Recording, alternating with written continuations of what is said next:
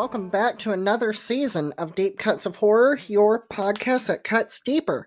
I'm Dylan, and I'm joined today with my fellow co-hosts Jacob and Martha. Before we begin, I would like to remind you that if you like our show, or if this is your first time listening and you like what you hear going forward, go ahead, leave us a like, subscribe to our content, give us a comment, and also feel free to subscribe on your podcast listening platform of choice. That being said, this week we're opening the season with a movie that I'm really excited to talk about, Wes Craven's New Nightmare, released in 1994. And I'm curious to know from you guys, what was your first experience with the Nightmare on Elm Street franchise and also this movie? I know for me personally, A Nightmare on Elm Street is actually my favorite horror popular big three franchise.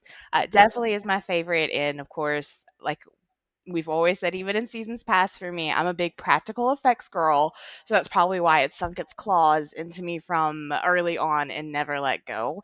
And I have to say, I guess thinking back on my earliest experiences with A Nightmare on Elm Street, it has to be from good old AMC Fear Fest, where they would play those random ones on repeat around Halloween time. And honestly, I think that's got probably going to be the very first time I saw New Nightmare was probably also on AMC Fear Fest. If not, it was definitely when you and I watched it Oh my gosh, yeah. How at many the end times of have we our, seen our it? binge. I know for a fact we've seen it together at least 3 times. So you can only imagine how many times we've seen it separate since then. Lots of nights. What about you, Jacob? So I do not remember my first experience with Nightmare on Elm Street. I've sort of been aware of it for as long as I've been a sapient creature. So I don't have any especially fond memories of like the first time that I watched it.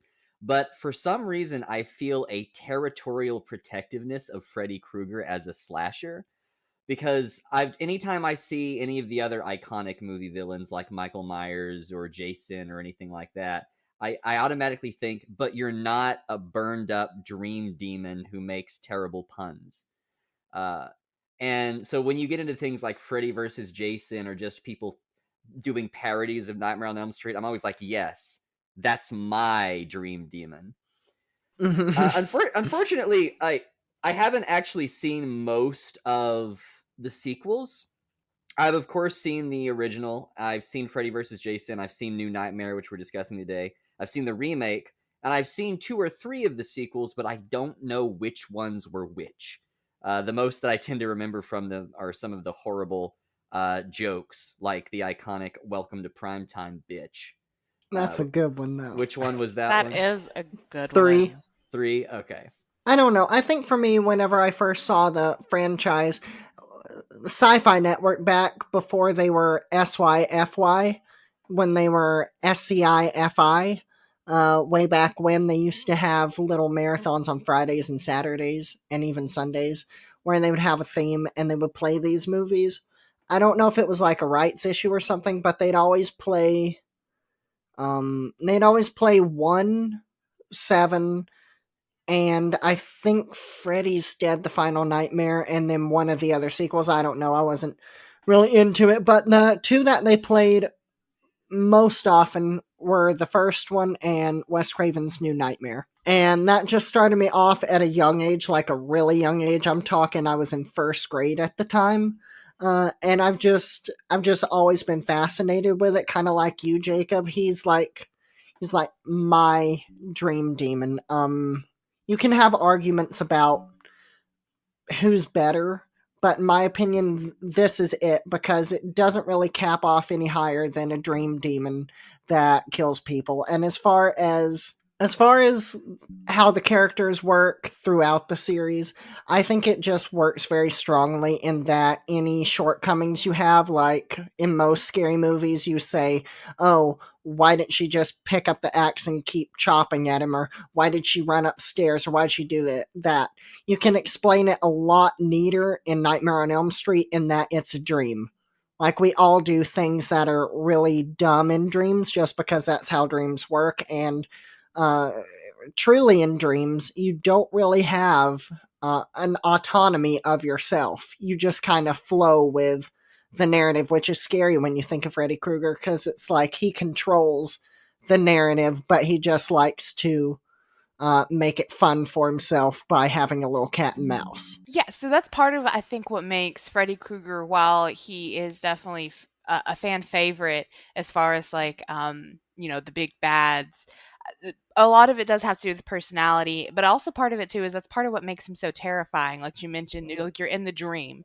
There's a lot more restrictions as far as like how you can get out, what you can do, if you're actually going to be able to beat him. So there's a lot more in way of like genuine fear I think that can be put behind that and be felt as the audience versus someone who's like, "Oh, Michael's stalking me and at 2 miles a minute. I gotta get out of here." There's a little bit, I feel like a different type of like pulse quickening reaction that you get out of the audience with it too. I was going to bring up a couple points in response to what Dylan said. The first was, uh, I agree completely with the fact that you can look at the dream sequence and say, okay, well, did they do something stupid or did they not do something that would have been smart? You can explain it away as a dream. But I think the onus then falls on Freddy a lot of the time because it feels like, well, if he is the dream demon that is in charge of this dream world that they're in, why does he keep getting beaten? Shouldn't he be able to control the terrain and all of that? So I do think it kind of pushes the responsibility away from the victim and onto the villain here. And then secondly, in terms of having autonomy in dreams, if they did this in one of the sequels that I didn't see, let me know. But I think it would be amazing to have a Nightmare on Elm Street where all of the victims practice lucid dreaming and then gear up like full-on battle-ready redneck in their dreams and go hunting Freddy. I think that would be beautiful. Okay, that's Do we very tell interesting him? you say that Do we because, tell him? well, I mean, they kind of get into that, but uh, so when they were making Freddy's Dead the Final Nightmare and they were like shopping scripts for the whole project, there was a little writer director who came along with the script, and the script was going to be it takes place in the future where everybody, like Freddy, has just become the joke that he is in pop culture, and so no one's afraid of him. So people will actually go into the dream world and just like gang up and like beat the shit out of Freddy, like it's fun. And through some sort of happenstance, Freddy actually manages to kill someone on accident, and that little bit helps him propel himself back into full power. And that writer director was Peter Jackson. What happened to the script? It didn't get made, and instead they went with, in my opinion, a total piece of shit script that was filled with 90s celebrity cameos and a very unsatisfying quote-unquote conclusion because it says the final Friday, but there's about 3 more after that. Not Final Friday, I'm sorry. Freddy's Dead, the Final Nightmare, but there's still 3 movies after it. Well, it was probably the right call. I mean, it's not like Peter Jackson did anything noteworthy anyway, so. Yeah, especially with New Line Studios. It's not like he ever really did anything else with them. Also, besides Lord of the Rings. Martha, back to what you said a little bit. This may be related to what you said. I feel like it was. I love how much personality that Freddy brings to the movies because a lot of the sort of the classic killers in these types of films, they are very silent, very foreboding. Even though the movies are campy, the killers themselves tend to be a bit more on the grim and serious side, and Freddy is just full over the top, pulpy nonsense. I think that gives these films a character that some of the others don't have. Exactly. That's how I feel about it as well, because you don't get those one-liners from Michael and Jason, because you don't really get much of real true character acting outside of the stalking, the, behind the mask, whereas Freddy, he's got the full facial expressions. You get full basic little conversations back and forth. And I think, and honestly, as a kid, it honestly made him less scary to me as a child that he would talk. But now as an adult, when I watch the movies, I mean, they're not necessarily quote unquote scary to me as an adult, but the things about the movie that I feel like I should be scared of is sometimes definitely Freddy and some of the jokes he likes to try to come up with. So it's fun to watch people who are having fun. And Freddy always looks like he's having fun, I think is one aspect of it. Martha, do you want to explain to him how they kind of incorporated the lucid dreaming thing into the series. They didn't do it to the full effect, but they did do it a little bit. And Martha, I'll let you explain it since it kind of involves your personal favorite final girl. Yes. So at one point in the series, it kind of gets where to a point where they start to realize there's a few of these kids that actually not so much lucid dreaming on the nose, but they realize that they are able to control or have some type of control over the environment and aspects of their dreams. And they do, to a point, start to, I guess, hone those skills within the dreams to try to come back at Freddy. Eventually, Kirsten Dunst's take on the final girl does make it to the end. She's the final girl of her movie, and she gets on into the next. And for the next, I think it's one or two movies. Correct me if I'm wrong, Dylan. They kind of keep that aspect in where Kirsten Dunst's character goes into the next movie, and she starts basically training the next final Wait, girl. wait, Kirsten Dunst. What? Didn't Kirsten Dunst play the one before Alice? No, that was Patricia Arquette and Tuesday Night. Because okay, that's what it was. Yeah, because Patricia Arquette, she cashed her check and she just never came back. So they had to recast her character, which is kind of dumb because her character in the next movie is only in it for like That's the what I'm first saying. act. So like, come back for a couple days. Yeah, they basically just introduce her in the next movie and then pretty much immediately kill her off. And have the setup for my favorite final girl, Alice, who basically has the same power per se. She's able to control her environment and the way Mm-hmm. she reacts in the dreams to try and beat Freddy. Mm. And basically becomes this martial artist badass that kicks his ass through her dream powers. In not one but two movies. She's the final girl that survives both of her movies. Yeah, she does, doesn't she? She's so badass. I love her. First time around, Martha, I thought you said martial artist fat ass, and I think weirdly enough that makes it sound more compelling. But secondly, one thing that's probably not news to anyone, but I think it deserves mentioning is one thing that makes the Nightmare on Elm Street movie stand out is that you have to be afraid of falling asleep, which is a basic necessary human function. And I think that's a lot more scary in some respects than just being chased by something in real life because you're fighting against your own body's needs and wants. And I think that might be an underrated part of the fear. And I think that is something I'm actually excited to look over in specifically New Nightmare because there is that aspect in New Nightmare that we don't get as much in the other ones is the fact that in New Nightmare we're dealing with a little boy as opposed to teenagers that we're having to worry about falling asleep. So it's definitely a difference. Whereas like teenagers like you don't fall asleep, but it's a little kid and you're like you can't really tell them not to fall, like not to sleep. It's a child, like their natural body response, like they need more sleep than we do. So it was actually very interesting and really cool to see how that plays out different in this one versus some of the other films. I have a question for you all, but I want to say this first. It's really interesting that the dynamic of the whole series has always been the kids versus the adults. And in this movie, it's actually almost like the reverse. It's the adults versus the kids. In a strange way, because before you'd always have these teenagers who were battling with their parents, who were in the know, and their parents were just trying to get them to go to sleep. But in this one, it's the adult is in the know, and the kid's also in the know, but it's a lot more the adults for the first time actually have agency in the story and are trying to affect the outcome. But my question was going to be, if you were in the scenario where Freddy was trying to kill you, would you rather just take naps throughout the day? Because you know that if you put off sleep, it's just going to be worse for you and harder to wake up.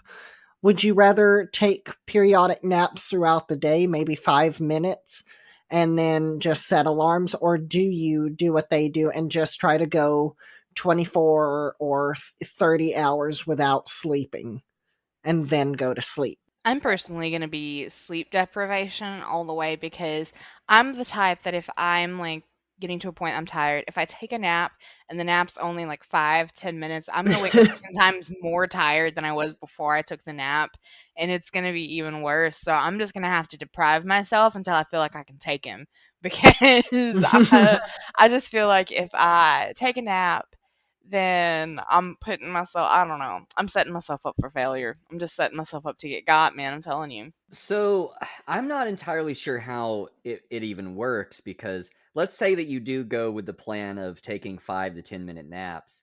Isn't Freddy eventually just going to catch on and like snipe you the moment you fall asleep? Like he's done with the shit and he just pulls out an operator and puts a bullet through your dreaming head. That's another movie I'd like to see. But if we assume that that does work, then I would go with that because sleep deprivation is not a sustainable plan. Like you're going to have 2 or 3 days of continuously decreasing your efficacy as a person, and then you're just going to collapse from fatigue. So I think that taking small naps would probably be a more sustainable plan. My other point is that I don't know if Freddy could survive in my dreams. I have some weird ass dreams, and he would probably spend most of his time trying to wade through all of the other nightmares that are in there. Yeah, just all the. See, with me, it would just be all the people would like, trying to hand him slices of cheese and saying, go take this to the fish market so we can get beans. Yeah, exactly. like it's just random dream stuff. He's going to be trying to chase me through this new convenience store that a guy from my hometown set up, but he can't get through the door because he doesn't have any wampum. And the entrance fee, they only take old Native American currencies. And Yeah. I think that would give me a huge head start. By the time he found enough wampum, I would already have got my 10-minute nap in. Yeah, guess what? My dreams are full of non-playable characters that have fetch quests for you. My waking world is like that. I already have control over my dreams, so it's fine. Freddy wouldn't have a chance. Oh my god. No, I distinctly remember the last nightmare I had was like last week, and I was having a nightmare that a Kraken was taking over the city. I live in Nashville, which is a landlocked city. I don't know why a Kraken's going to take over the Cumberland, but it's going to happen apparently. And in my dream, I even told myself, wait, this is a dream. I can control it. Just tell that Kraken to go away. And I did. And problem solved. I saved the whole city. You're welcome. My little take on this is, and listening to you, Martha, explain it really made me reevaluate what I was going to say. I think I would go for the 5 to 10 minute nap. Why? Because when you wake me up, I'm going to be so pissed off.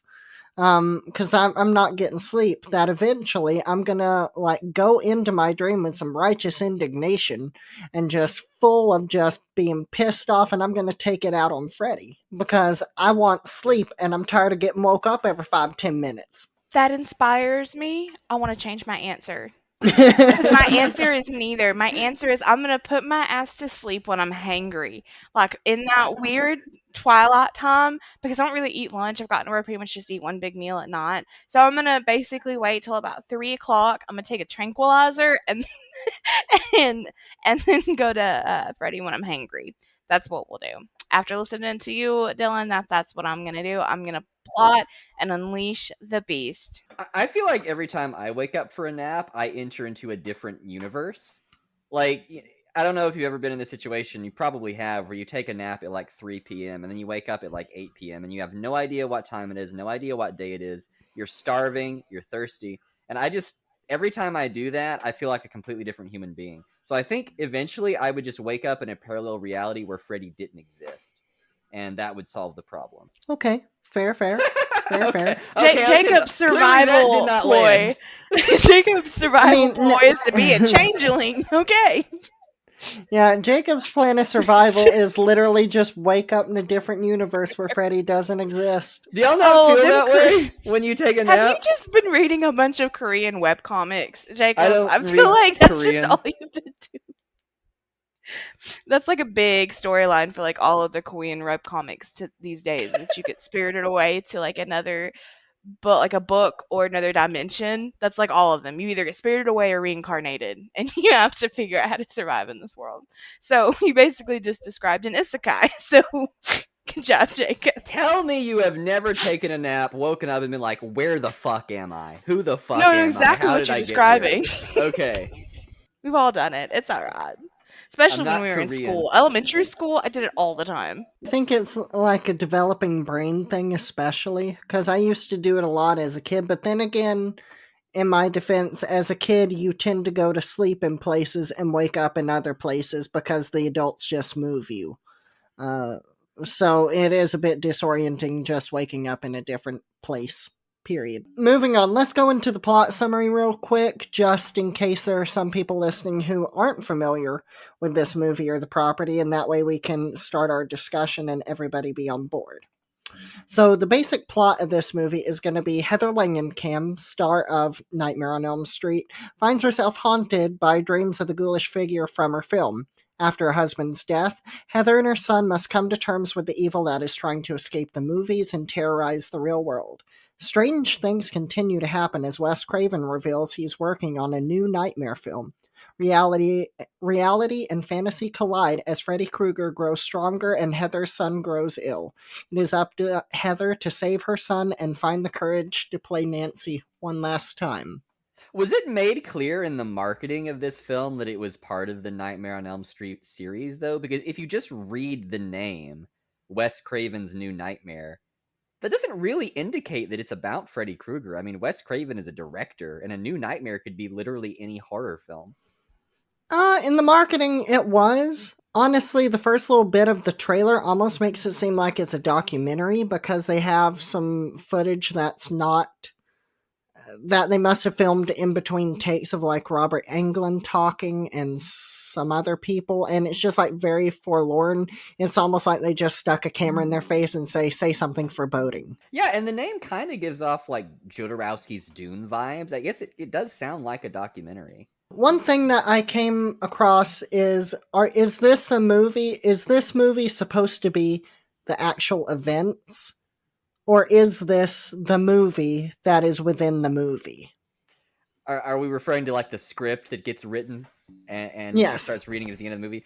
So that is a massive can of worms that I'm debating whether or not I want to get into. But that part, like that raises so many questions. Like, did Wes Craven literally write every single thing that happened in the movie canonically?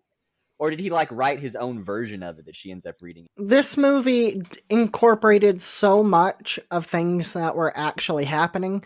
The only caveat that the actress Heather Langenkamp had was that her family not be in it don't really involve like actual family members, so you can tell her husband and her son are dramatized versions of whatever, and there's no extended family. You don't really talk much about what she does outside of being an actress in the Nightmare on Elm Street film. But there were a lot of things that actually happened in real life that were worked into the screen. There was a lot of earthquakes in California, very devastating earthquakes, and literally all the footage we see of earthquake damage are actual earthquake damage shots that were taken like weeks before and during shooting. And also at the time, Heather actually did have a stalker who would call her and mail her. And as an adult watching this, I just now got to where that actually terrified me almost more than Freddy, just because back in the day, it wasn't like nowadays where you're on the phone and you pull up a messaging app and you just have someone say, hey, hey, hey, hey. It's almost like it's like being doxxed, but already being doxxed because they have your address, they have your phone number. You just wonder, when are you going to go downstairs one day and see them in your living room? That sort of thing. Yeah, I feel like watching it, like rewatching this after having known that, because I didn't know that the first couple times I watched the movie, but I have since found that out. Watching it again, I also felt like Heather's almost fear in reaction to the phone calls in the movie was almost more real and visceral to me than a lot of her reactions when it came to just Freddie himself. Like when she was facing just Freddie himself one on one, Dylan wasn't involved. In those situations, I feel like it was not as, I guess visceral is the word I can come up with to describe it. Less less real genuine fear and more of like this proud happenstance. But in those scenes where either Dylan's involved or it's just those scenes where the phone's ringing and she doesn't want to answer it because she knows what it is. I feel like it's just she just seems more scared to me than in pretty much any other points in the movie. I think it's interesting that you mentioned the earthquakes were really happening at that time in California. I didn't know that, and I think that makes a lot more sense because looking at the script for this movie, I feel like the earthquakes are the most out of place feeling of the plot elements. Like you take the stalker, you take the dreams and the sort of new narrative of a dream demon trying to come through in the guise of Freddy, but then you just add random earthquakes on top of it. And I think knowing that that was going on at the time helps. I mean, it doesn't really help you if you're watching it 40 years in the future, but that does start to make sense because it's sort of like a gimmick of, oh, this is happening in real life. They were a pretty big deal at the time. And to go back to what we were talking about earlier, you asked about the marketing. If this said that it was directly a Nightmare on Elm Street film, really? I'm looking at the theatrical poster for the movie, and it really doesn't glean anything like at all. It's just a completely black poster, and in the upper section you have a pair of eyes, and it's illuminated by red, and it just says Wes Craven's New Nightmare. This time the terror doesn't stop at the screen. Yeah, I'm looking at the same thing, and those eyes don't even necessarily look like Freddy's eyes. They just sort of look like some generic lizard demon creature. Well, yeah, and Freddy himself doesn't really look like Freddy in this, but then again, he's not really supposed to. Well, he's supposed to be a different entity, but funnily enough, he's still played by Robert Englund, I'm pretty sure, is he not?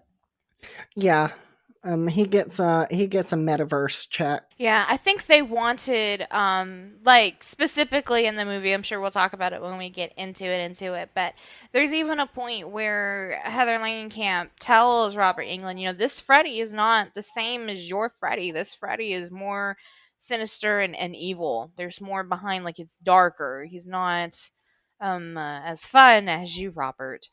So I think it was purposeful intention of why Freddy doesn't look like his normal self. I guess even the makeup is done quite a bit different than his normal mask. I feel like Yeah, it's less. It's not so much burns as it is. I don't know. monster. Yeah, like peeled. It looks to me like peeled skin, like skin was peeled off, and you can see the muscle underneath. But it's interesting that you still get that look that it has, and it still achieves the same. It still achieves the same effect of this mangled face, and then still, it's like this monster, whatever it is, it still dons semblances of Freddy's look just because it likes it so. But I did also want to mention this movie does a really good job of turning core concepts of the whole series on its head. What is this series if not, um, at its core, the prices of fantasy that seeps into our reality and the consequences of those. And now we have it twofold. We have this Freddy character doing what he does in the movies, but now he's also doing it in real life as well. So it's like exponentially redefining itself, but with the same core concept, and I just love that about this. So I guess the first thing we need to talk about is that the characters that we have in this movie, a lot of them are playing themselves, especially the core group: Robert Shea, the producer at New Line, Sarah Risher, uh, Heather Langenkamp, Robert Englund, John Saxton, Wes Craven, even. They're all playing themselves in this movie. And then we have people who are, of course, playing quote unquote fictional characters. How do you feel about how this movie played off of these people that we're sort of supposed to know, but not really, and bringing them into a movie and for general audiences, their understanding? To me, it was kind of like how Marvel movies take characters that are teased but probably not known by everybody, or maybe you knew it from the last movie, but not necessarily this one, and kind of re explain it. They give us enough so that we know who this person is and we can root for them, but not so much that it's just going to bog down the story. And for a movie like this with such a huge cast, I feel like it did a good job juggling that bag. I think there's a bit of an awkward tension with a film like this because when you take something like Nightmare on Elm Street and you try to bring that into the real world, really when you take any sort of fictional setting and you try to make a story, a meta story about it being in the real world, it almost automatically invites the audience to consider it as a fictional property rather than as a real story, and it adds a level of sort of satire on top of it. And I feel like that works really well when you are actually attempting to satire the genre.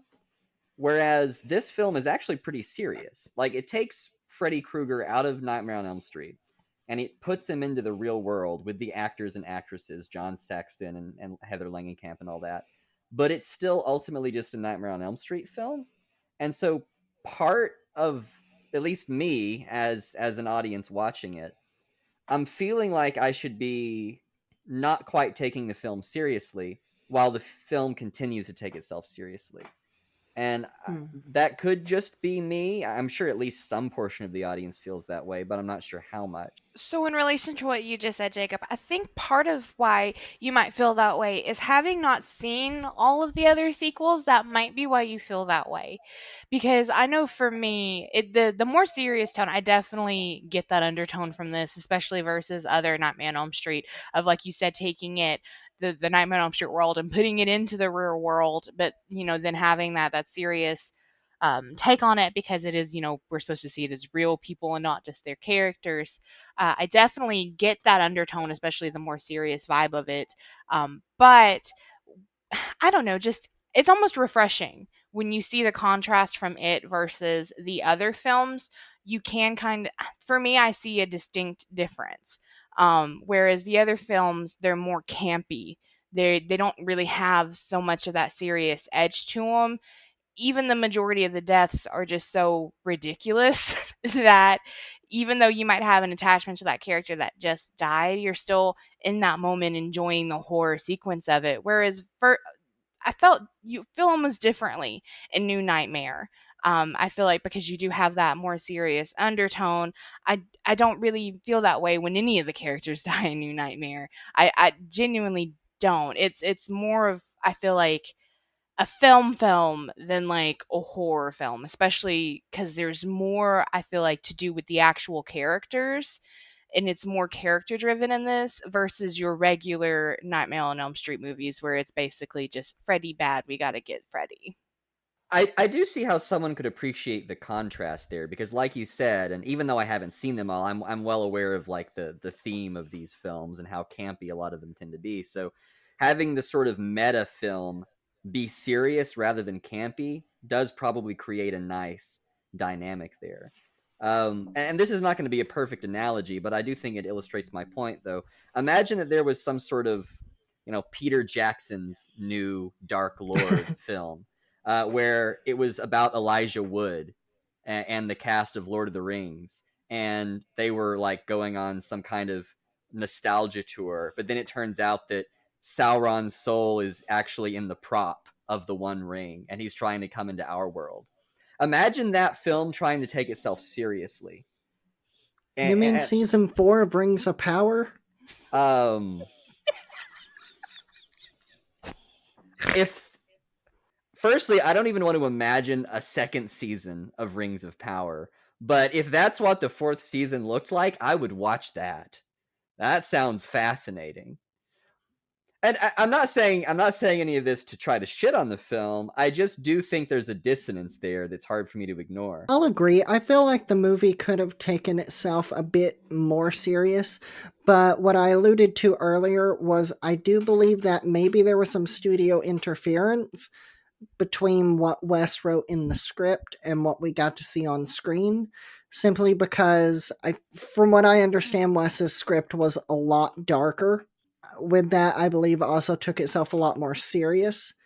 But I think because this was such a departure already from the series, one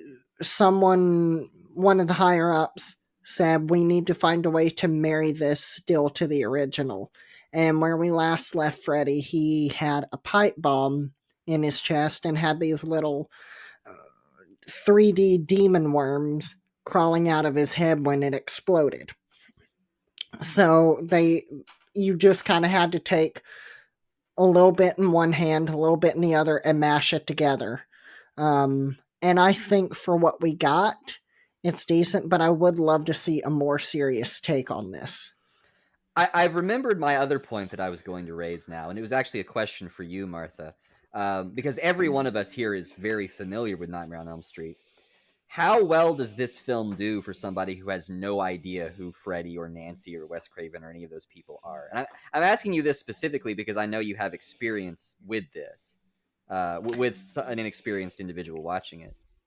Yeah, so let me just preface my answer for those that in the audience that do not know. I actually watched New Nightmare a few days before recording this with my partner and my 15-year-old niece. My partner is in his late 20s. Neither one of them have seen any of the Nightmare on Elm Street movies. They don't know anything about. They just know the basic lore about Freddy, that he can get you in your dreams. If you die in your dreams, you die in real life. That's pretty much all they knew. And I was expecting them not to enjoy it for the exact reasons that they haven't seen the other films. So I didn't even ask them to watch it with me. I just kind of told them because my niece was staying with us at the time. Hey, I gotta watch this because we're gonna record a podcast over it, and I gotta refresh my memory. So you can either stay in here and watch it, or you can go in another room and watch something else. So they decided to stay with me, and I will be honest, they genuinely loved it. They enjoyed it. I did explain how meta it was beforehand, just because I wanted to give them a chance of enjoying it. So I did kind of explain that, these are actors playing for the most part themselves. And, this is like supposedly Freddy coming to the real world. But they genuinely enjoyed it to the point that they want to go back and watch the original movies. I did explain that the original movies are a little bit different than New Nightmare, but they genuinely love it and they want to see more. So I guess it went perfectly fine. I apologize if you feel this has been addressed already, but how do you think the meta aspect specifically registered with them? Like, because we're watching it and we're thinking, oh, we understand the films that this is referencing, we understand the characters. They've never seen the characters before. They clearly still enjoyed the film, but do you think that the experience was kind of fundamentally different? Like, rather than Yeah. relating it back to the original films, you're sort of just conceptualizing what it would be like if a horror monster came into reality. Yeah, I feel like it's definitely a different experience for them versus someone like us who have already seen or have already are very well familiar with the characters and the story itself. Because people like us who have seen it, we get excited when we see somebody come on screen immediately. We don't even have to be told who they are or whatever, because we know who they are from previous movies. Like, for example, Nancy's father's character, that dude. Whenever he's on, they had no idea who he was.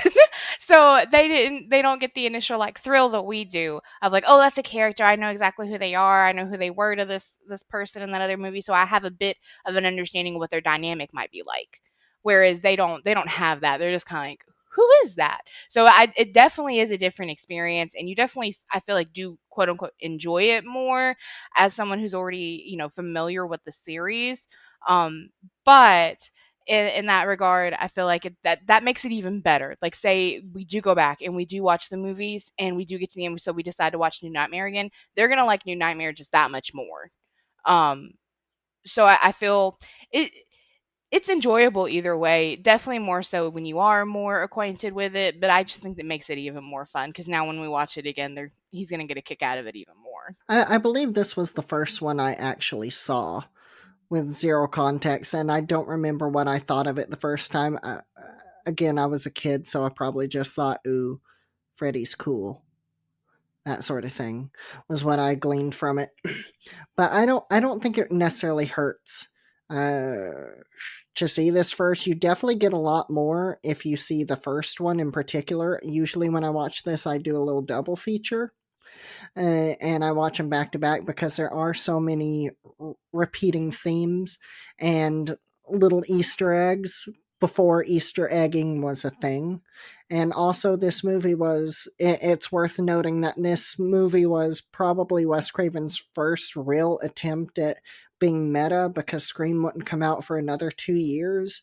And this movie just does its due diligence in making callbacks to previous films. So, yeah, what's the deal with those Easter eggs, though? Because obviously there were tons of references to Nightmare on Elm Street, because this movie is part of that series. There were also references to Poltergeist made several times, like the he's coming after Dylan is watching the TV. And then, weirdly enough, I don't know if you all got this, but I definitely did.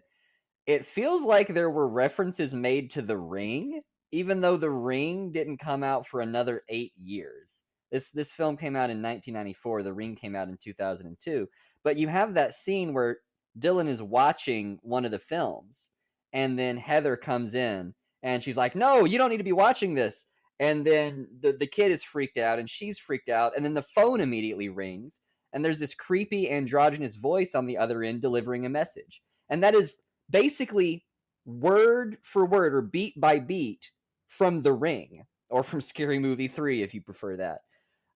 And it was just so bizarre to me that film didn't come out until almost a decade later. I think that's really interesting, because I just did a quick little Google search, and even the Japanese version of the Ringu didn't come out until 1998. So, if anything, I don't want to say anyone ripped off of anybody, because creepy kids are creepy kids, and they did allude to scary phone stuff in the first one, where Nancy is trying to reach her boyfriend Glenn on the phone, and Freddie's on the other line, and he says, "I'm your boyfriend now, Nancy," and then the phone turns into a tongue and starts licking her, which we see in this one again.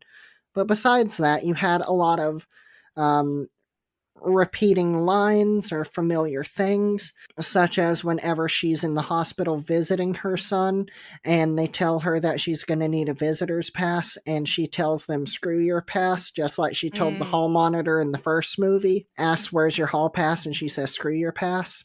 Little things like that, and I think it works in this more than other properties, simply because it's not fan service. It's simply just another way that this fantasy, this imaginary landscape, or this movie is now bleeding into real life. In any callbacks, they do a really good job of the callbacks belonging. Like, like for example, my favorite callback, has to be one of the deaths. Um, you know, Even one of the deaths that is basically a callback to the original film, the whole prospect of it. And but to me, seeing it, I didn't think, oh, that's just a callback to, like, they're just copying the same thing. It was cool. It was like, oh my gosh, it's something just like the first film. I love it. But it made sense where they put it. They didn't put it in a random place that it didn't make any sense. I think that's where, for me, the callbacks were successful, was their placing and timing, and it seemed like they belonged in the story. It didn't seem, like Dylan said, it didn't seem like fan service. Yeah, I think my favorite callback was probably the scene between quote unquote Nancy and her father, where John Saxton, who is played by Powers Booth, says basically the same thing that he said in the original Nightmare on Elm Street when she claims that Freddy is the killer. And he says, "Yeah, sure," or whatever precisely the line is. And that sort of transition from reality to dream as a callback, I think, was really creepy. Uh, One thing, though, Dylan, you said that it didn't feel like fan service, or that it wasn't fan service. I think it's actually bizarre that it wasn't fan service, because there's a sort of trope where when you have a really popular series, eventually there's going to be some kind of throwback film that's like a tribute to all of the fans of it. You see this a lot. One example, Phantasm, which we will be reviewing at some point this season. Phantasm 5, or Phantasm Ravager, came out in like 2016, was it? Yeah, and the original film came out in the 70s. And so you get to have this sort of continuation of a series like 50 years afterward. Things like Top Gun and Top Gun Maverick. or even like in video games or card games, even when you have something that is a long-standing series, you eventually have the let's get the gang back together release. And this feels like that kind of movie, except it's actually just a normal part of the series. Like from 1984 to 1994, which is when the first movie and this movie were released respectively, you have a new Nightmare on Elm Street basically every 1.5 years. And this was just the last of those. It wasn't like this came out 10 years later and it was like, hey, let's have a great throwback. This was just another installment. And I think it's kind of an interesting creative decision that they chose to make this the last installment. Yeah, I think part of that might have had to do with the fact that they made their official Freddy's Dead: The Final Nightmare movie. So this was on top of being a creative way to um, bring bring the story back to what it needed to be, because now I feel like every movie series is doing the lazy thing of retconning it so that all the wild sequels that were cash grabs in the 80s and 90s never happened, and we just go back to an original continuity. This movie does something different about telling a whole new, fresh story that you don't really know what's going to happen beat by beat.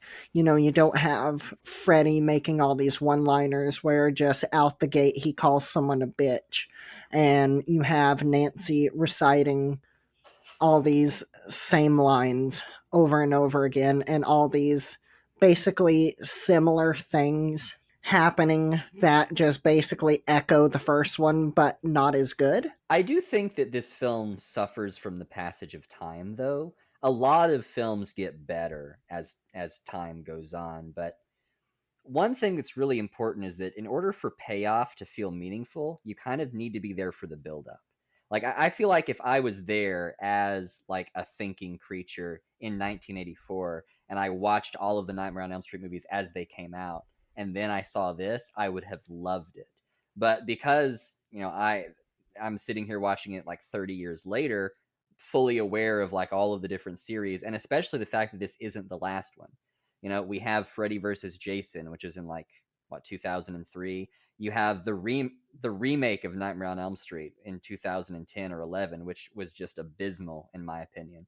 And so, this movie feels like, oh yeah, it's the last Nightmare on Elm Street. It's the new nightmare. Freddy's real, and we've got to really kill him. But then it's like, yeah, but there's all these movies afterward, and I came into the world after this film was already made, so I can't really appreciate the decade of buildup that would have led to it. I don't really think there was a build up to it, though. Again, I do feel like this was, for lack of a better term, a cash grab, because New Line Cinemas is famously known as the house that Freddy built, because they were kind of a bottom of the food chain movie distributor before they invested in A Nightmare on Elm Street, and that's one of the reasons why you have a movie coming out every year and a half. For so long, is because anytime they needed money, they just started writing checks for Nightmare on Elm Street. Martha, you made a disgusted noise at some point during my little Oh, when take you were there. talking about the movies that came after the Freddy versus Jason, uh, uh, honestly, I don't really see Freddy versus Jason in the same way as I do the rest of the Nightmare on Elm Street movies. I don't even really consider it Nightmare on Elm Street. It's its own thing, honestly. Like, I mean, it is technically Nightmare on Elm Street. It certainly is included in my Nightmare on Elm Street film bundle package I have. It just, oh, that director tried. He was given a task and he tried, did his best with what he was given. He made the movie he wanted to make. That's all I'm going to say about it.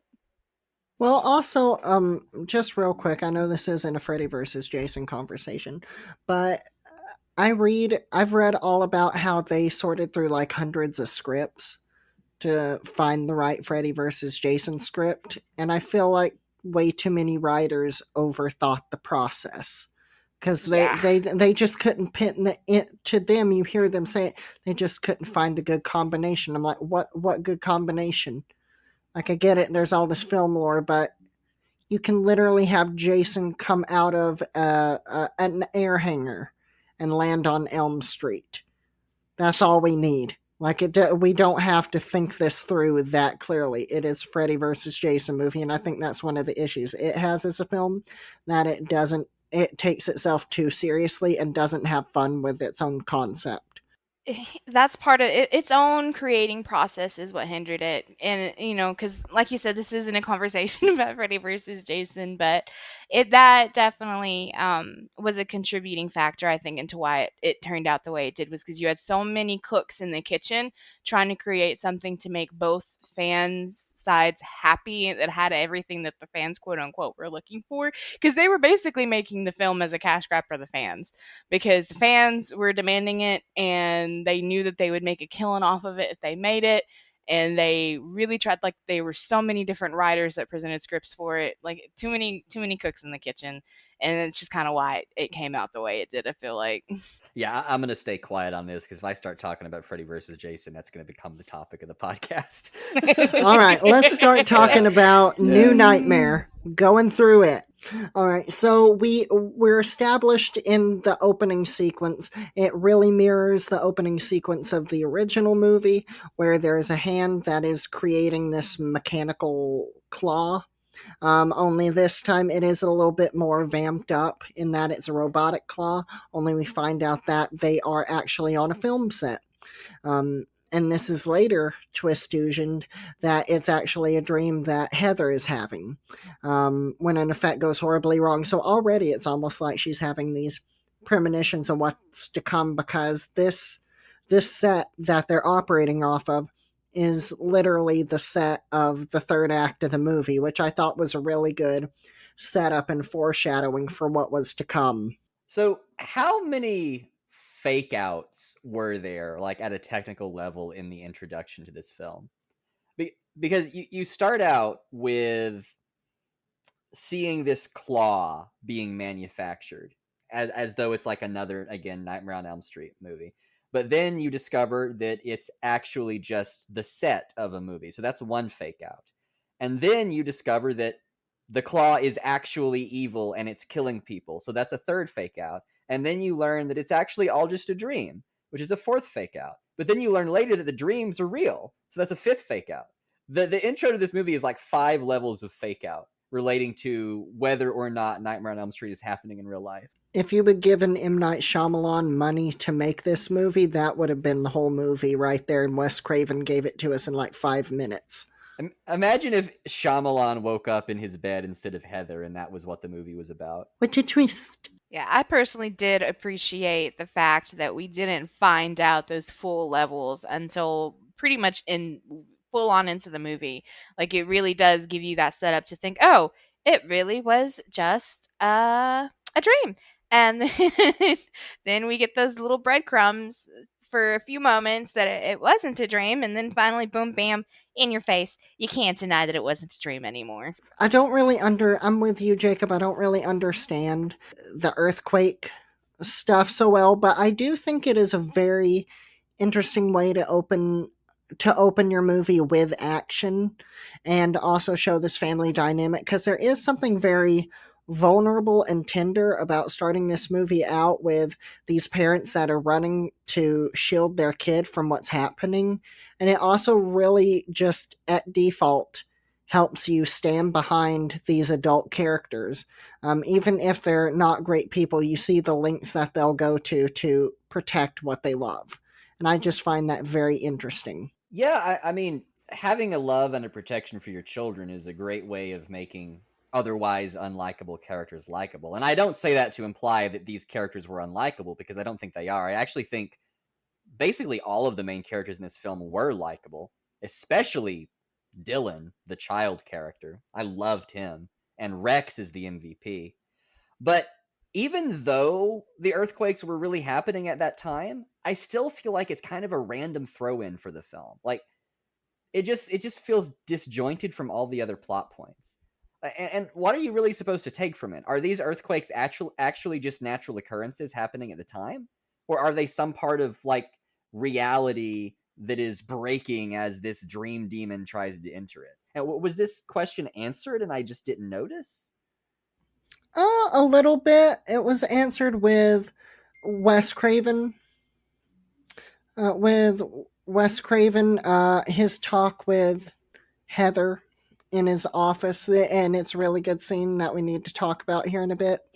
It, it was really interesting to see. He talks about how when these stories are created, they can capture a monster, but eventually, over time, as the stories get weaker and the stories stop being told, the genie can break out of a bottle, which I think is an excellent exposition for the conflict of the story, but also throw shade at how terrible the later movies in the franchise were. But it doesn't allude anything to why the earthquakes are happening. It To me, I always just took it, like you said, as one of the conflicts of Freddy breaking out of the world. I always had a literal understanding of it. I always just thought it was a sign that he was literally going to crawl out of the earth. Like that the earthquakes were just a sign that the earth was opening up and birthing Freddy into the world. So I guess that is just my simpleton take on it. Well, I think there's another simpleton take on it as well, though, which might end up being my take, and that is you don't have to justify the inclusion of normal everyday occurrences in your film. And if you live in California, I guess the Earth splitting in half is just a normal thing, right? Yeah, and I mean, it's one of those things that's kind of like if you set a drama about someone mourning the passing of their parents, it's going to be sad. But if you make the setting of that story with them standing on a fire ant hill, and also they have arthritis, the story becomes a lot more dramatic, let's say. So if you just throw like Freddy is coming into the real world, Heather has a stalker, and there's earthquakes happening, you're just kind of throwing drama at this character. That was a short film called Joint Pain and Funeral Flames, I believe. Uh, you see, It was a claymation. yeah, it always rains when someone dies, and you can tell it's coming ahead of time. I don't know. Maybe I went too deep on that one. Everybody in the neighborhood's always on the lookout for fire ant hills. But yeah, no, my my joints are hurting. Billy ain't got much time left in this world. Besides her having a stalker and that sort of shaking her, she sees Dylan watching a scene from the movie. And it's the scene where Tina is dead in a body bag, but she's beckoning to Nancy from the school hallway, so it's clearly a dream. She tells him not to watch that and unplugs the TV, and he starts screaming. Um, but this is a very turbulent morning for her, on top of everything with the stalker and the earthquake and her kid watching a movie, because I feel like that'd be really weird to explain to your kid, especially at such a young age as Dylan. Like that you're in a scary movie and that it's all fictional, but like mommy's not really getting hurt. I just feel like that'd be really awkward. I mean, it's not as bad as OnlyFans. My God. I had to explain to my grandmother what OnlyFans was because one of our cousins decided to do it. That was a fun conversation. It ended with me asking grandma not to ask questions she doesn't want to know the answers to. Fair. But this movie really shows itself, and like sort of a lot of the meta situation in this, where she is late for an interview, and I don't know what kind of interview this would be. I guess they're celebrating the 10th anniversary of the first Nightmare on Elm Street movie, and she's going to a talk show to talk about it.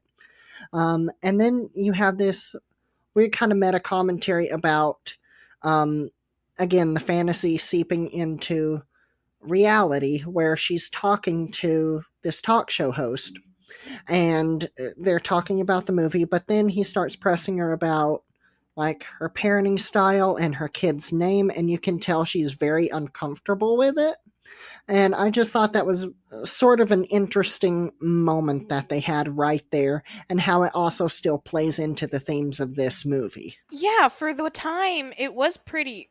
I want to say pretty early, but I feel like that was around the early 90s to mid 90s is when it really started to coming to light that celebrities and the lives they live weren't always 100% perfect, and that it was stressful. It was hard being under the public's watchful gaze all the time. So I feel like this film, even for when it came out, did actually a really nice job of showing the not so glamorous parts of being world famous from a role that you had in a movie. Because I feel like it definitely did a really good job of showing the moments that Heather Langenkamp would be uncomfortable in those situations. I think there's another awkward tension there, though, because I agree with all of that, and I think that those are all fascinating topics for discussion, like being in the public eye and having so many details of your life exposed, having to deal with stalkers, having to ask the question of, is my career something that I'm comfortable with my children seeing? That's ultimately not what the movie is about, though. Like because firstly, as far as I understand, she doesn't have a stalker. It's actually Freddie, because Robert and the studio were receiving the same calls, I believe. And so a lot of it is just kind of her being traumatized, and then Freddie actually coming through. I almost wish we had a film that explored these topics more instead. Like an actual story about Heather Langenkamp just being traumatized by the film series, and That would Freddie isn't actually even be in it. better. Yeah, like that. I kind of wish that's what this movie was. Well, she does have a documentary called I Am Nancy, but it's a lot more it's just a lot more pleasant. Heather Langenkamp, she's a very pleasant person. She basically talks about the legacy of her character and how it's means so much to people to see that kind of character and see it persevere through everything, and how it's given them strength through tough times. And also it's kind of fascinating to see how the celebrity convention circuit works when you're on the other side of the table, signing autographs and whatnot. It's really good. It's worth a watch. But I I've mentioned this before. I don't know if I mentioned it on the podcast, but I feel like with about 10 to 15 more years, this would make a really great A24 film, like an elevated horror film, i.e., a la The Babadook or Hereditary or Midsommar, because you have these themes that are, you have this almost high fantasy demon stuff happening, but at the core of it, what this movie decides to focus on is the deterioration of this family and these questions of, am I crazy? Did I pass this crazy on to my kid? Why is this happening? Dealings with grief, these manifestations of death and fear and loss, all playing out. But because this is a Nightmare on Elm Street movie, that's more what they try to push at the forefront. But you have all these really interesting themes that are playing around the core narrative that I just find fascinating. And that's one thing I feel like is more unique about this as a Nightmare on Elm Street movie versus a bunch of the others is I feel like it definitely is more character and underlining theme driven than a lot of the other ones have been in the past, because you don't have a lot of those subtle underneath themes that are being worked out in the subplots. A lot of times it's just, trying to survive Freddy and working through whatever traumatic thing that their parents decided to do. Whereas this one, there's a whole lot more focused in on not just so much Heather Langenkamp, but you also get to see, a child going through grief as well, and you get Dylan's character's aspect of it as well. And you also get to see, not even that, even his babysitter, Julie, you see, her care for Dylan and her wanting to, protect him and their family and everything. So you have several different characters that I feel like you get more of those subtle themes that you haven't really gotten before. So it can feel kind of out of place for a Nightmare on Elm Street movie, but it's definitely, I kind of like it. It's definitely nice. This is my hammer, and every film is a nail, but I'm going to say it now because it sounds great. This could have been a mini series, and imagine we had her working out the problems of her life as a celebrity and her stalker and dealing with her child, and over the course of like a 3 episode miniseries she has to resolve those problems while the real Freddy is slowly trying to seep into reality, and it culminates in a climax like we had in this film. I think that would have been great, because then all of those themes that got brought up and kind of dumped, which did make it unique, but I still will maintain didn't go anywhere, could have gone somewhere. I think that'd have been awesome. Yeah, I'll agree to that. Jacob, I did want to ask you, were there any, outside of the exposition and, kind of seeing these familiar faces that we know but don't know because they're playing their actual self, were there any scenes that really stood out to you? Yes, definitely. So there's one scene in particular that stood out for me for no possibly controversial reasons, but for me there was an enormous catharsis when the babysitter character, I believe her name was Julie, is that correct? Yes. When the babysitter character went Rambo on the nurses. I loved that scene because there are so many horror films that lean into the psychological horror element of having some real world problem and nobody believes you and everybody thinks you're crazy. And the, doctors will try to institutionalize you, or you will insist, hey, we cannot do this. This is going to be harmful, but the system is forcing you to do it. And in this instance, we have Dylan, who is being visited by Freddy in his nightmares, and the doctors are now trying to give him sleeping medication to force him to sleep, which is of course going to be lethal. And so the babysitter just decks the nurse in the face. And if that's not what really happened, that's my headcanon. Decks her in the face and then grabs a syringe and threatens to inject the other nurse with whatever is in the syringe. And I know these people are just doing their job, but there is an inalienable right to protect yourself and your children against anyone. And I love finally getting that catharsis of, oh, the system, the institution is trying to tell me what's best for me and this kid. I'm going to punch you in the fucking face.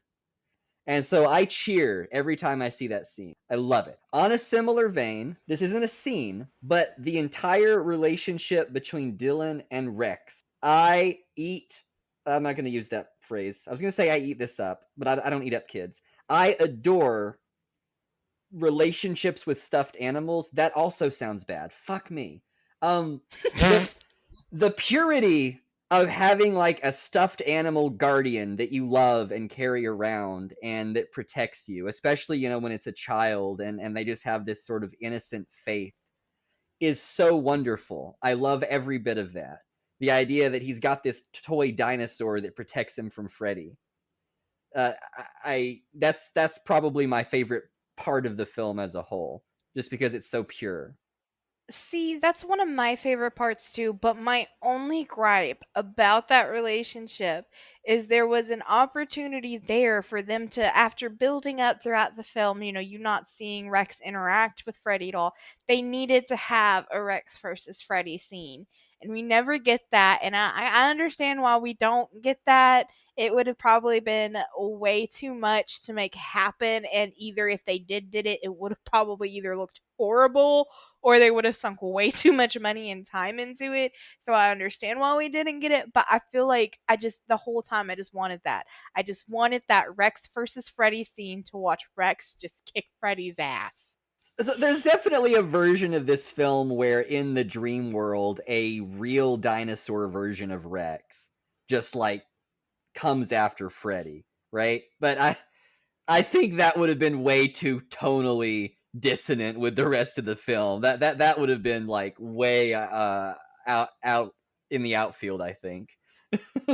So yeah, Yeah, I I agree definitely with didn't you. belong, but I wanted it. I understand why they didn't do it. Just like you said, I agree. I mean, practical reasons and impractical reasons aside, it would have been a good scene, but I see 100% why they didn't do it. But I'll agree with you, Jacob. I really did like just the purity of Dylan and him having his little guardian. It harkens back to old vampire movies and how they'd hold up a cross, but then they'd say you have to have faith in it for it to work. And I really like that there's something besides a cross that, hey, if you put your faith in it, it'll protect you as a totem. Yeah, and I almost feel like that has real world applications, because if there is something that you genuinely feel a great affection for and security with, it does comfort you in situations like this. I mean, real Tyrannosaurus eating Freddy in a dream aside, the fact that we don't ever see any kind of conflict between Freddy and Rex, to me, makes it more powerful, because it is just the unseen faith that the child has in the animal that makes it so pure. Like it's like if you were staying up late at night in the dark and you saw like a demon approaching your bed, and then you just like grab your teddy bear and hold it up and you're like, you can't hurt me, I love my teddy bear and he loves me. It like I know that sounds so silly, but I feel like that almost really works. Oh yeah, it does. And to go back to what you were saying about the scene where they're trying to give Dylan the what you call it, the sleepy deepy stuff, the medicine. Help me out with We words can here. call it a tranquilizer if you want. Tranquilizer. That Yeah. works. Um, when they're trying to give Dylan the tranquilizer, I kept thinking about they are really drugging this kid. Like they're not just trying to get him to sleep; they're trying to get him to go down and stay down because they've given him shots, they've given him pills, and at the end, I know it's not meant to be comical, but we see just how many pills they have given him in the one day that he has cheeked and hid. I mean, not Nancy, sorry, movie blending into reality. Heather picks up at least 6 pills that I counted. Plus, they brought 2 shots to get him to sleep. Well, the best way to deal with any child who's experiencing mental problems is just to give them a bunch of medication, Dylan. Don't you know that? Yeah, it's on page 2 of the 5-page document on how to be a teacher. Yeah. For me, the scene that always sticks out the most, it just it sings to me, and I hate that it's a scene because I also it makes me sad every time. Is Julie's death when he drags her across the whole room, and it's a callback to the first film. That's such a good scene. I can't say that comparing it to the first movie that it was more effective for me just because I think because we see what Freddy is doing, whereas in the first one, we didn't know anything about Freddy. And the first one, Freddy's still such an enigma. You can go back and watch it, and you still have no clue what he's doing. You just have to use the theater of the mind to think about, oh my god, what is he doing that is requiring her to be flopping all over the ceiling and doing all this stuff. There was one other scene that I genuinely just it had the impact for me was when they were at the playground and Dylan decides he wants to try to reach heaven. And so he climbs to the very top of the playground and basically almost falls in, and Heather, by a miracle catches him. But that for me was pretty impactful because you just see this child who doesn't know any better, who is doing something that to us we would look at it and see, oh my god, that's absolutely dreadful. That poor child, he could fall. But that child is just like, I just want to reach heaven. I just want to reach heaven. Nothing sinister about it. I'm just trying to reach up to God. Well, the words he uses were, God wouldn't take me, and I find that so sad. I think that's part of what makes that scene so impactful too. Is because you know what the child's doing. You know deep down what they're doing, even though it's a horror film, and and it has some the music and timing that they put behind it kind of gives it almost a sinister build to it because you don't want the kid to fall. But everything behind it though is also so innocent because you're like the kid is just wanting to to go. So that scene always stood out to me too. It was pretty impactful. This is a slight tangent, but I'll try to keep it brief. It reminds me of when I went to the largest treehouse in the world, which is in Crossville, Tennessee. I don't know if either of you Was. yeah, it's you're not allowed to go there anymore. No, it burned It down. burned down. Okay. Meth lab explosion. The last time I was down there, it was still there, but it was closed. But anyway, this is like just horribly rickety Winchester mystery house version of a tree house here. And you get all the way to the top and you're overlooking this giant field of grass, and somebody has mowed the word Jesus into the grass. And I got up to the very top and I felt like the thing was swaying like a foot to either side with the breeze. And I was like, well, I kind of thought coming all the way up here was a good way to see Jesus, but I didn't know it would be literal. And so I kind of got a flashback to that whenever I watched this film. And then the death scene of the babysitter, like you said, it doesn't hit as hard as the scene it's referencing in the first film, but to me, I actually cared about this character a lot more because I was so hyped for her when she was 1v2ing the nurses that I was a lot more sad when she died. And I think that's really important because you have so many horror movies where you kind of don't care anything about the people that are dying. I mean, even Chase, who seems like he was a pretty decent dad, we just don't see enough of him before he dies. So I didn't care very much about his death, but I did care about Julie's death, and that was because she went Rambo. So Also, for the second longest Nightmare on Elm Street movie, up until this time, it was the longest Nightmare on Elm Street movie. We only have 4 deaths, and 2 of those happen in the beginning of the movie. So that in itself is a big departure from what is expected. That is true, and that is something I had to point out whenever, with my niece and my partner, we were watching it, and they wanted to go back, and I was like, I'm not going to tell you guys. There is a lot more death in the original films, and there's a lot more variety of the way that they're killed versus just Freddy's claws. So, we can certainly go back and we're going to watch them, but I'm just letting you know this is not a perfect example of what to expect from these kind of films, because this isn't necessarily on par. This is not nearly as, I guess, I don't want to say gory, because Nightmare on Elm Street, I never really think of gory. It's more just that they kind of go over the top with their practical effects a lot of the times, and we didn't really get that this time. I feel like this one was a lot more reined in and practical. flamboyant is the word I would use to describe most of the films. It's not exactly Yeah. gory, yeah, but it just revels in what it's doing. Yeah, over the top, just kind of like in your face. They want to make sure you don't have like there's so many different things for your eyes to look at that you can't really focus in on how like the poor detail in it, but there's just so much to look at. Whereas with this one there wasn't as much. Like it was just more focused in on the actual story, I feel like. That is true. Probably the big thing, though, that really makes me love this movie is the small echoes to the first one and just bring it back in a real way. And a lot of ways that are subtle, whereas hands that would make it today would be a lot more heavy handed with it. You have the scene right before the end of Act 2 where Heather has the dream and her little strip of hair turns white like it did in the first movie. And then you have where she gets clawed on the hand and she has to wrap her wrist up like Nancy did when she put her arm on the boiler. Those moments.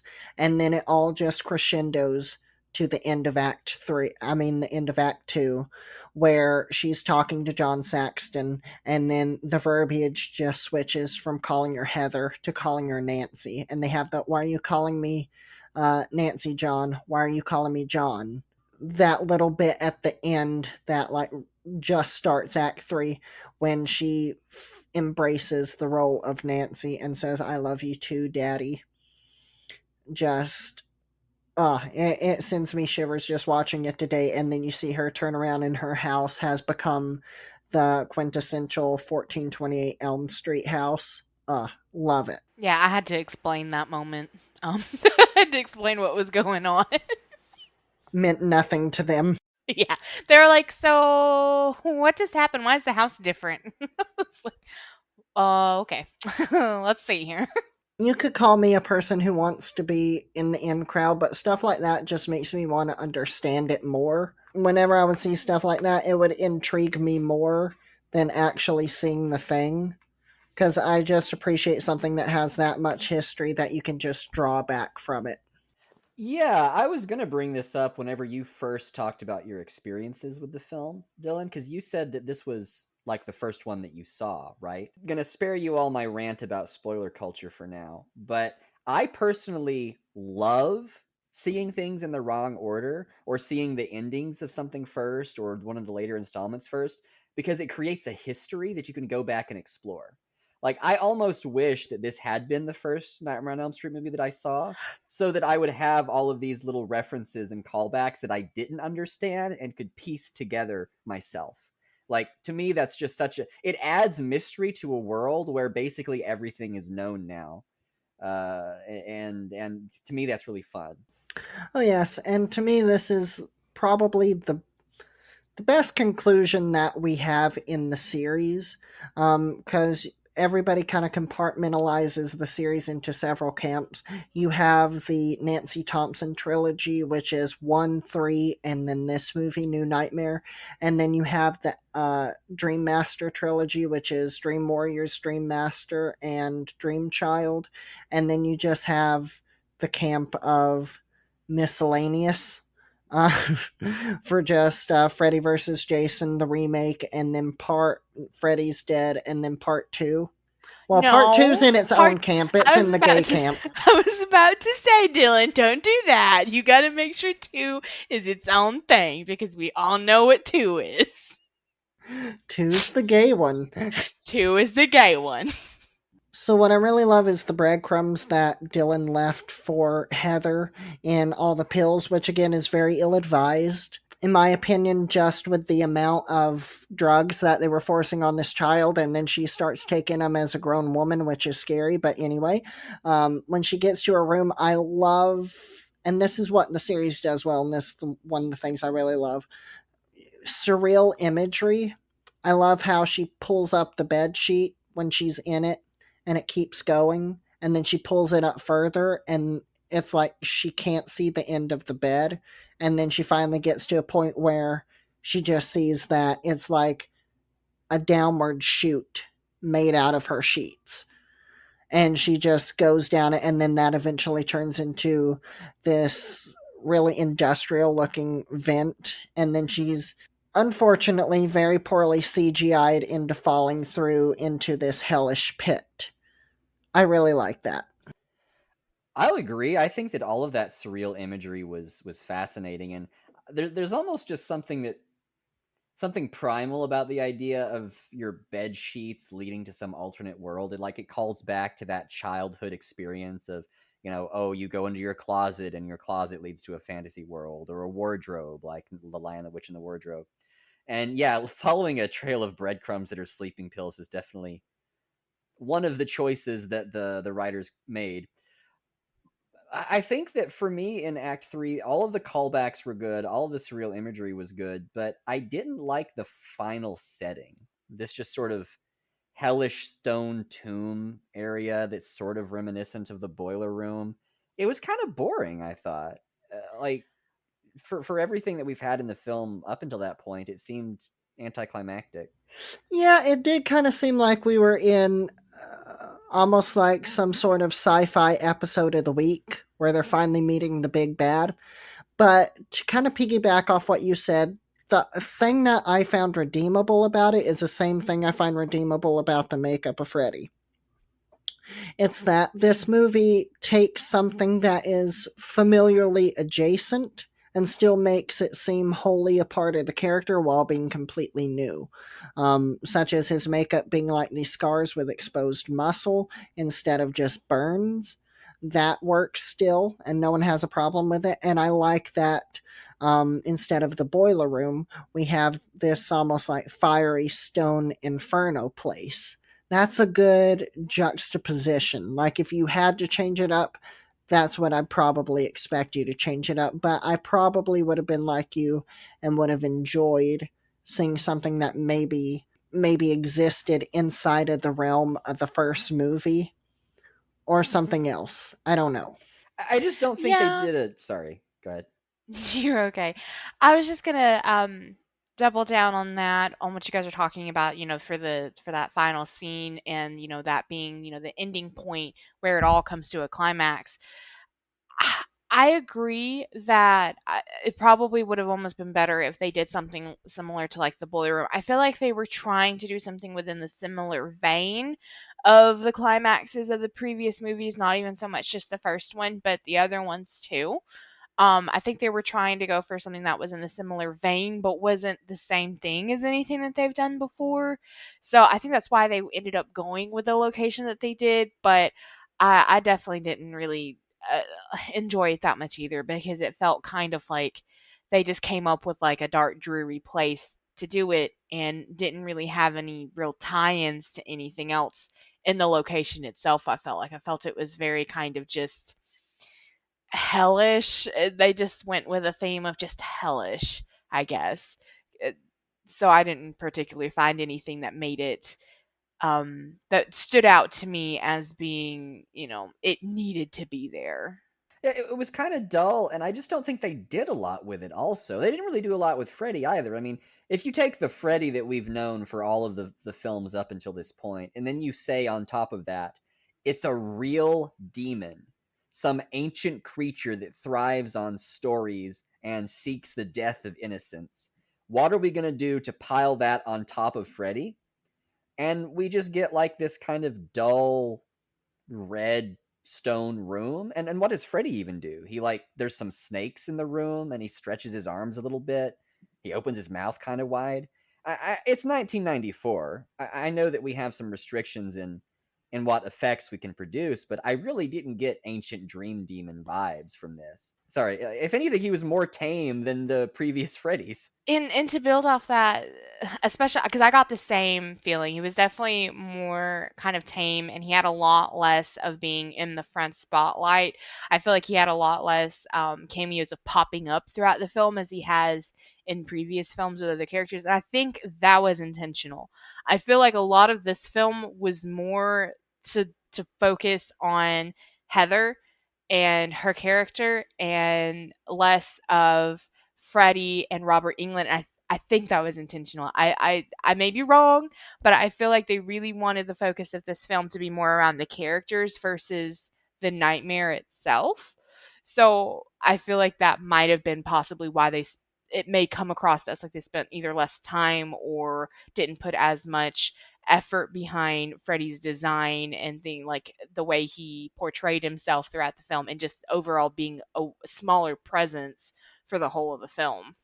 I agree that it was probably intentional, and I like that they kept Freddy out of it and focused on the characters. But I think that just compounds the problem, because if you have kept him out of most of the film, then when we do finally see him, it needs to be worth it, right? You need to really give us something in that last 5 to 10 minutes of the film where we're like, okay, this is it, this is the Yeah, you're finale, and I don't think we looking for a got that. bigger impact. Yeah, Perhaps even we see whatever this demon's true form is, because we know it is that it's somewhere between the way he looks now and something else.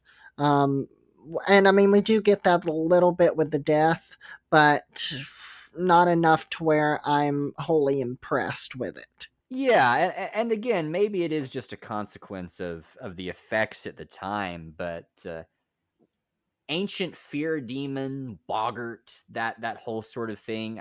And especially the psychological nature of a lot of the film. Again, we're dealing with trauma, we're dealing with stalkers, we're dealing with, potential mental problems, insanity, schizophrenia, that kind of thing. I think the fear should have manifested in a lot more of a psychological way than in a physical way, with sort of like, again, stretching your mouth open and trying to eat a child whole, or shoving him into a furnace like it's Hansel and Gretel. I feel like that's the wrong kind of fear to come from an ancient fear demon. All right, real quick, just to, because when you were talking about insanity, it just brought me back to whenever Dylan is admitted into the hospital, like he hasn't even been changed into a hospital garment yet. The doctor is just talking to a nurse, and she says, and again, hasn't even been fully admitted yet, haven't done a health chart yet to see what he can eat or if he can have liquids or established him as a fall risk yet. Says, how is he? And the doctor says, early signs point to childhood schizophrenia. Like, how do you just say that when this child has probably not even been here a full 2 hours, and you're just gonna come out the gate and say that? I mean, they probably filled out a questionnaire, right? Judging from this questionnaire, this child has childhood schizophrenia and also ADHD. Yeah, you check a few boxes, you Google it, it says schizophrenia. That's how it works.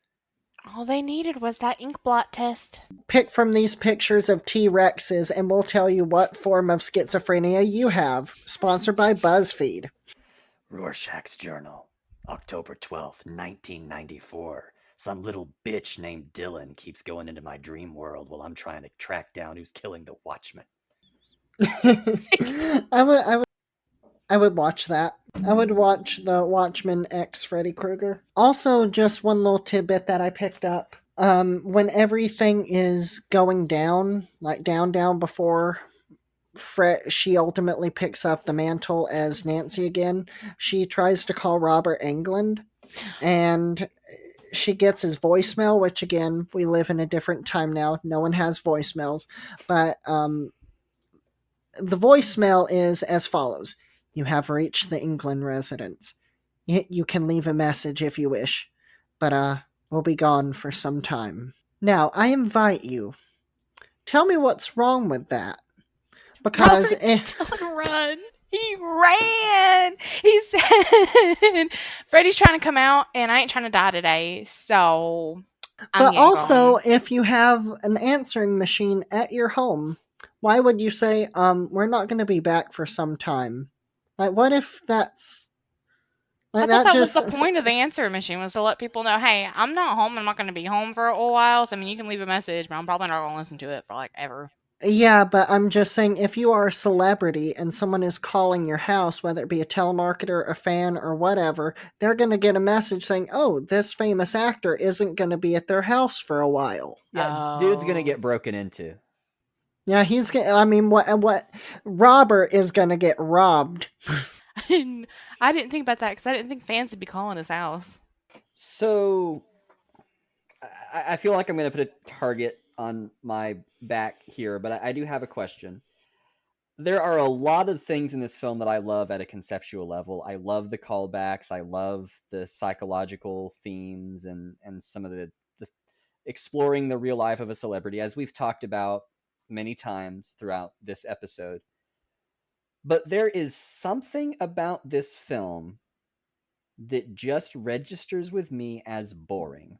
And I feel like both of you are going to disagree with me here. So, but I want to pose it anyway because even though on a conceptual level, I like most of what this film is, I feel like it just bores me for some reason. And I think maybe it's because it's not really very surprising. Like even not knowing anything about this film going into it, except that it was Nightmare on Elm Street adjacent, I kind of feel like I know what I'm getting in like the first 5 or 10 minutes, and we're just sort of going through the motions. And so when I see Dylan and Rex, I'm like, oh, that's adorable. When I see Julie punching the nurses, I'm cheering, but I'm also just kind of like checking my watch, waiting for it to be over. Do y'all get where I'm coming from here, or am I alone?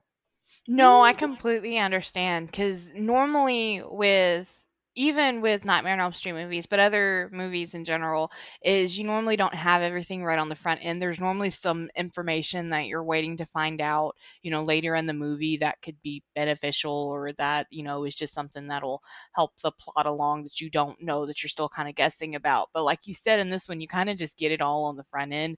I mean, even though they try to do the 5 levels of deception there at the a fake out at the start, you still kind of ultimately know within the first 5 minutes that the dream was in fact real. Those guys are in fact dead, and we're dealing with a situation where Freddy's coming back. So even from the get go, where they try to set it up that you're finding out more as you go along, you kind of just see it right there in front of you. So I definitely understand where you're coming from there, Jacob, because I would say that's probably my only quarrel about it too in general is you kind of just you're like you said checking your watch and waiting for when the movie's going to end because you kind of already know where it's going and what to expect. You're just kind of waiting for it to happen. Yeah, it's like I know it's not really a stalker. I know they're not just dreams. Freddy's gonna come back. We're gonna fight Freddy. We're gonna kill Freddy. And I don't know. I'm not gonna say any more on the subject. But yeah, I'm glad that you see where I'm coming from. I feel like if the third act finale had been stretched into a mid second act switch, would have worked better. That way, we would have had more time in this blended reality where Nancy slash Heather. I Hancy, blended Hancy Thumpenkamp. where where Nancy Heather had more time to explore this world and maybe figure out its rules and how it works. Or even if the final callback was a true callback to the first movie, in that she takes away all of the demon's powers by turning her back on it. And also, that would tie back into the themes of loss and grief that this has because of the death of her husband. It's acceptance and then moving on. I think if any part, like if you tried to compartmentalize this film into several categories, like callbacks to Nightmare on Elm Street, the climax of Freddy, the psychological issues.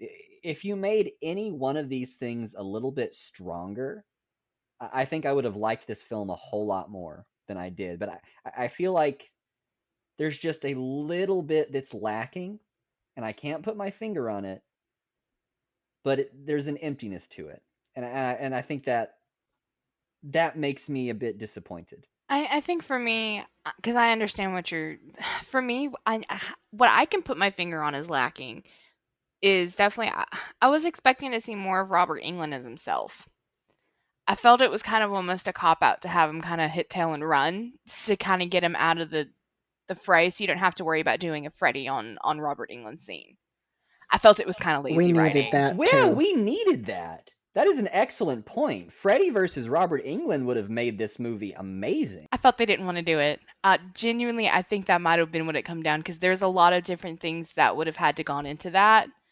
They would have had to figure out how Robert would even handle it. Would he be able to survive it? Would he be able to outsmart Freddy being Freddy? Like, there's just a lot, I think, that would have had to gone into deciding how that scene would have gone, to the point that they just went, yeah, we should probably just not do that. That's one of the points of making a film like this, isn't it, though? Like, if you're going to have the actors be characters playing themselves, how on earth do you not make one of the highlights of that film Robert versus Freddy? And if it was a technical concern, they could have easily just had a stunt double and then shoot it so that whenever you need to see Freddy's face, it's Robert Englund. Like, I don't think it would have been technically very difficult to accomplish. I think they might. It also could have been a concern that his performance would have overpowered Heather's in that. Yeah, I Probably. understand that, the narrative, yeah. I can kind of understand where they're concerned, because they very strongly, you could see from the get go, they wanted Heather to be the main focus and the main acting focal point and the main character development in this. So I feel like it might have been more of a concern of Robert's performance, of him, of a scene of just all him might have been a bit overwhelming for the storyline.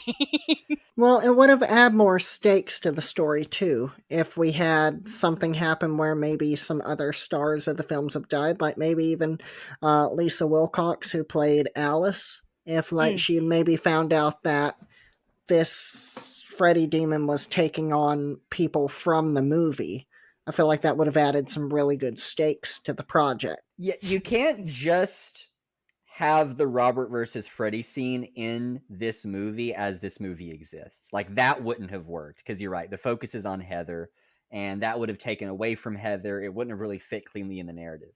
But I think there's a version of this film you could have made where that scene would have been appropriate, and it would have been great. Because so many films and so many stories in general have this moment where the old guy who's been doing what he does forever comes in and is a badass. And, having, like, say, Robert and Heather in a dream together, and then Robert, like, does the whole get behind me thing as they're fighting Freddy, and he, like, uses his experience as being Freddy to kind of, like, hold him off for a while. That could have made it into some version of this movie. That I could see. That I could see if they set it up in that way. Mhm. I do see that it could have worked out very well.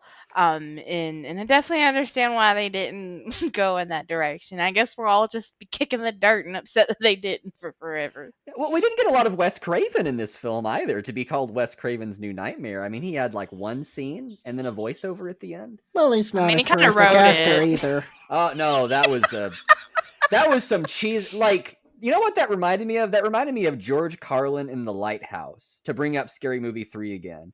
Like, that is the exact same performance, except this isn't supposed to be a comedy. He's an See, it was ancient serving demon of me. fear.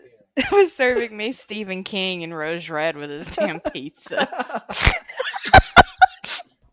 He's an ancient demon of fear, Heather. He Well, there was story. there was actually a deleted scene in the movie, and it was in the script, and they cut it because it pulled away from all the Heather stuff. That did involve Wes Craven being found basically madly writing at his word processor, and like he had slit his own eyelids, just so he could continue writing the script. Well, glad that didn't make it into the final cut there. That would have been slightly out of left field. Yeah, and that whole script dynamic really does raise a lot of unanswered questions. Like, did he write her husband dying? Did he write all of this? And if so, did he write it before it happened or afterward? Because if this whole thing was semi-orchestrated by his premonitions or by his active will, he's kind of a dick, isn't he? Yeah, at one point, he's just like, I'm sorry, Heather, I didn't know. I didn't know. Maybe I'm misremembering the performance, but I think it's more like, I'm sorry, Heather, I didn't know. Just like Pootie Tang. Just like Pootie Tang. I remembered him as a better actor than he was, okay? He was a great director, not a good actor. He's a great director. All right, so my final little tidbit will be to wrap up the release on this guy. The movie did fairly well. Critics loved it. Now, keep in mind when this came out, the slasher was pretty much dead. So people thought this was pretty fresh. Fans though of the series, they hated it. And in recent years, people really came back around to it. I guess because if you're marathoning it, you might as well be watching it. That's all I can think. But I truly enjoy this, especially if you're a fan of Heather Langenkamp and the Nancy character. And I can see all the issues brought with this movie, but I think mostly I'm just so heavy of a Heather Langenkamp stan that I would watch her just doing an infomercial. So are you saying that you were the one who kept calling her? Perhaps. At my negative 5 years old. I mean, you even changed your name to the name of her son, so I think we've solved the case here. Shh. All right, guys. So now we are at the final end of our episode where we just go over our So just to summate the ending of the episode, not really summate, but just cement, let's say, the ending of the episode.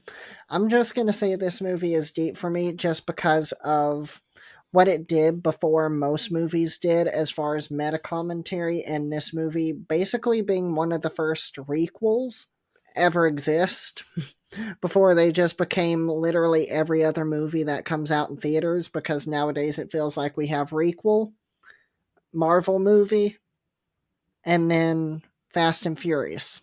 Martha's take on A New Nightmare, on whether it's going to be deep or cut, is I definitely think it's deep.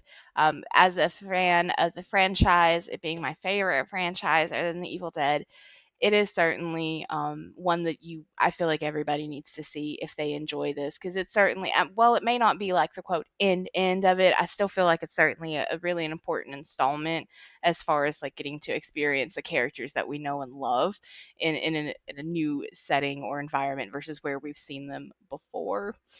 So I definitely am always going to go with deep.